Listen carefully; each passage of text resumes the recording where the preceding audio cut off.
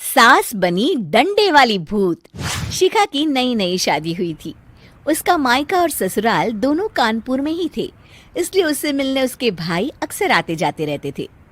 ये बात शिखा की सास मीना को बिल्कुल पसंद नहीं थी। मम्मी जी, आज राहुल भैया आ रहे हैं। कौन? तेरे चाचा का लड़का?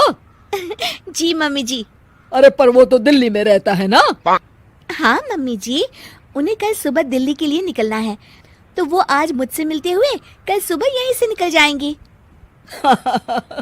हमने तो धर्मशाला खोल रखी है ना। कुछ कहा क्या मम्मी जी? मैंने कहा हाँ हाँ, आने दे तेरे भैया को, जमकर खातिरदारी करेंगे। अब तो कुछ करना ही पड़ेगा, इससे पहले कि मेरा घर धर्मशाला बन जाए।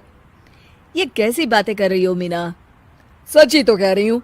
अभी इसकी शादी को साल भर भी नहीं हुआ और आए दिन इसके घर वाले आ धमकते हैं। अरे तो क्या हुआ, वो इसी शहर में रहते हैं तो हाल चाल लेने आ जाते हैं। इस बार मैं उनका हाल और चाल दोनों ही बिगाड़ दूंगी। अब बहुत हो गया जी। अरे ये कैसी बातें कर रही हो, हे भगवान, बस आप तो देखते जाइए। शाम को राहुल आता है। नमस्ते आंटी, कैसे हैं आप लोग? हम लोग तो ठीक है, तुम कैसे हो बेटा? मैं भी अच्छा ही हूँ आंटी। बस आज रात के बाद नहीं रहोगे। चलिए भैया, मैं आपको हमारा घर दिखाती हूँ। रात में खाने के टेबल पर शिखा, रोहित कहीं दिखाई नहीं दे रहा। जी भैया, वो ऑफिस के काम से बाहर गए हैं, कल शाम तक आएंगे। अच्छा अच्छा। बेटा, क्या तुम भूत प्रेत में मानते हो?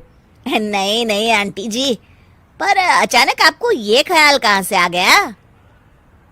पता नहीं क्यों, कभी कभी मुझे लगता है जैसे रात के समय बैठक में कोई घूमता रहता है। ये आप क्या कह रही हैं मम्मी जी? हाँ, तुम लोग घबरा ना जाओ, इसलिए मैंने आज तक इस बारे में कुछ नहीं कहा। ये आपका वहम होगा आंटी जी, ऐसा कुछ नहीं होता। हो सकता है। चलो अब मेरा सोने का टाइम हो गया है तो चलती हूँ मैं। शिखा बेटा, राहुल के सोने की व्यवस्था वहीं दीवान पर कर देना। जी पापा जी। अब चलिए भी। अच्छा, तो बैठक में सोने वाले हैं साहबजादे। क्या बड़बड़ा रही हो? कुछ नहीं, आप सो जाइए। मीना और महेश के सोने के बाद शिखा और राहुल आपस में बात कर रहे होते हैं, तभी डोरबेल बजती है। अरे आप! सरप्राइज! काम जल्दी खत्म हो गया तो मैं आज ही चला आया। ये तो बहुत अच्छा किया। देखिए राहुल भैया भी आए हुए हैं, आप दोनों का मिलना भी हो जाएगा। कैसे हो रोहित? मैं तो ठीक हूँ भैया। शिखा, मैं भी आज यहीं सो जाता हूँ, राहुल भैया से बातचीत भी हो जाएगी। अच्छा अच्छा ठीक है। मीना आधी रात को उठती है, कंबल मुंह से पैर तक ओढ़ के डंडा लेके बैठक में आती है और देखती है दीवान पर चादर ओढ़े कोई लेटा हुआ है। देखो तो कैसे मजे से सो रहा है बहन के ससुराल में। मीना ताबड़तोड़ 4-5 डंडे मार देती है। अरे मर गया, अरे बचाओ बचाओ, कौन है? मीना जल्दी से अपने कमरे में भाग जाती है।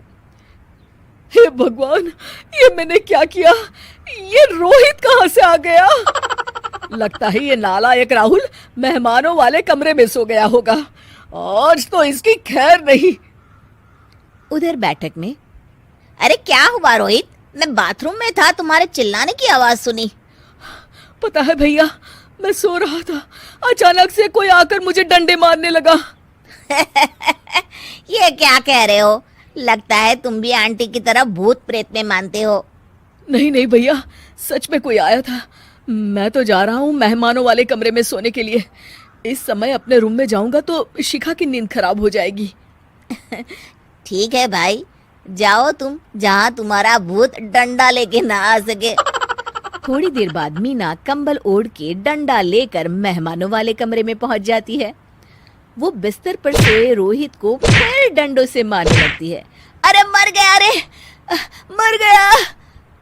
तू भूत प्रेत में नहीं मानता ना? ये ले, अब डंडे खा। हैं? ये तो माँ की आवाज है। रोहित कंबल खींच देता है। बेटा तू, अरे ये क्या कर रही हो माँ? मार मार के मेरा भरता बना दिया आपने।